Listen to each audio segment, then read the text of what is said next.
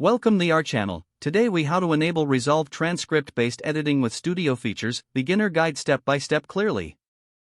To enable Resolve transcript-based editing with studio features, start by launching DaVinci Resolve on your computer.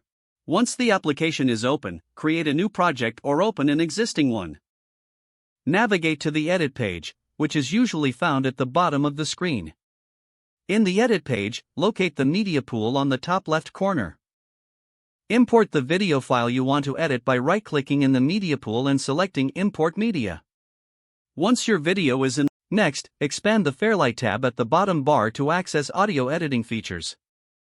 With your video clip selected, look for the audio panel on the right side of the screen. Locate the option for transcribe and click on it to generate a transcript of your audio. Wait for DaVinci Resolve to process the audio and create the text. Once the transcription is complete, click on the Edit option next to the generated You will see the transcribed text aligned with the audio on the timeline.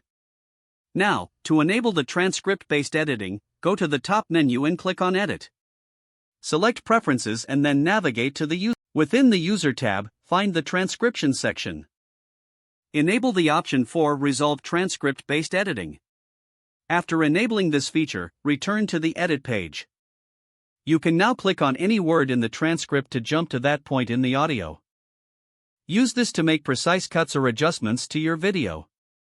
Feel free to play with the layout and design to make editing more efficient. After making your edits, remember to save your project regularly. Once satisfied with your edits, proceed to export your final product. This process allows for a smoother editing experience using transcript-based features in DaVinci Resolve. If the page does not load, refresh the browser or try again in a private or incognito window. Make sure you are using the correct email address, then retype it carefully to avoid small typos. If your password is not accepted, use the reset option and create a new strong password you can remember. Check your spam folder for verification or security emails, then complete any requested confirmation steps. Enable two-factor authentication if available to improve account security and reduce unauthorized access risk. After signing in, review your profile details so your contact information and settings are accurate and current.